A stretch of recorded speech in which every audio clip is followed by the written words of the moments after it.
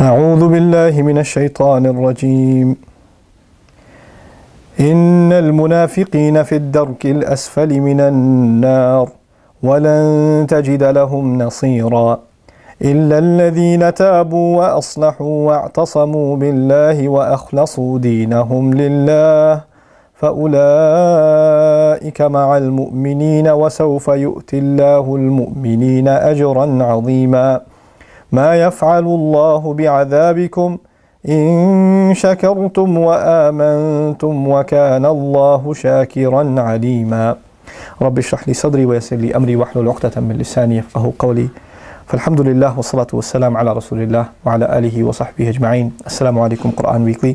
I actually wanted to share with you ayah number 147 from the sixth juz, Surah An-Nisa still. But I read two ayat before that too, in which Allah says the hypocrites will be in the lowest pit of the hellfire. Then He says the only ones who won't be in the hellfire are the people who repented among the hypocrites, meaning there are people who suffered from hypocrisy and came back. So hypocrisy is not a terminal state. You can't come back from it. You can suffer from this disease and come back to believing also. Because the door to Tawbah is still open. Beautiful thing to know. وَأَصْلَحُوا وَاعْتَصَمُوا بِاللَّهِ And they corrected themselves, they reconciled, they fixed themselves up, and they held on to Allah. وَأَخْلَصُوا دِينَهُمْ لِلَّهِ And they made their religion sincere to Allah. Because obviously what's the problem of a hypocrite? Insincerity. They made their religion sincere to Allah. Then those are among the mu'mineen. فَأُولَٰئِكَ مَعَ الْمُؤْمِنِينَ Now they're counted among believers. They're no longer considered hypocrites. So they came right back in, and that old label that they had on them has been shed. وَسَوْفَ يُؤْتِ اللَّهُ الْمُؤْمِنِينَ أَجْرًا عَظِيمًا Then soon Allah will give the true believers rather, a great compensation. Now, the ayah began, hypocrites will be in the lowest pit of the hellfire. When you worry about hypocrisy, this is Surah An-Nisa, 60 or so ayat are dedicated just to hypocrisy. It's a pretty serious subject, and it's pretty depressing because you start wondering, am I a hypocrite? Allah Azza wa Jalla at the end of it says, and this is the reason I chose this particular passage, Allah tells people who are so buried in sin and they're so deeply engrossed in sin, they think there's no way Allah will forgive me, and then shaitan comes to them and says, yeah, Allah is going to punish you, you're going to go to hell. And then they hear one of those khutbahs where everybody's going to hell. And then after the end of it all, then you start saying, why did Allah make a hell anyway? Why does Allah get out of punishing me?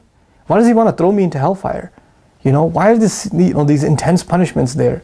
And Allah says, مَا يَفْعَلُ اللَّهُ بِعَذَابِكُمْ This is the ayah I wanted to share with you. What is Allah going to get out of punishing you?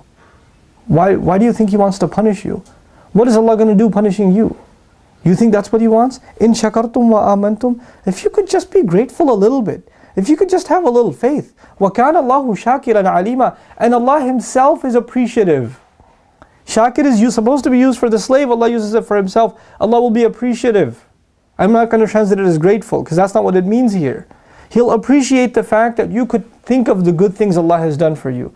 Like a great scholar whose child, like Hassan al-Basri's child, was injured, and because he loved his daughter, he ran after her, picked her up. What happens? Is your hand okay? It was bleeding. And she says, Alhamdulillah, thank Allah, the one who only allowed me to be hurt here and kept the rest of my body safe. If you could just look at what to be grateful for, in shakartum, and you truly, really have faith, then Allah Himself is truly appreciative, and He knows what you're going through, whatever problems you're going through. He is not interested in punishing you. Even in another place in Quran, Allah says, إِلَّا مَنْ رَحِمَ رَبُّكَ وَلِذَلِكَ خَلَقَهُم Except for the people who Allah shows mercy to, and that is why He created them. He created them so He could show them love and mercy. May Allah make us qualified for His love and mercy, and may Allah not let any of us lose faith in His love and in His mercy, and in the fact that the doors of Jannah are open, waiting for us to enter through them. Barakallahu li wa lakum. Wassalamu alaikum. Quran Weekly.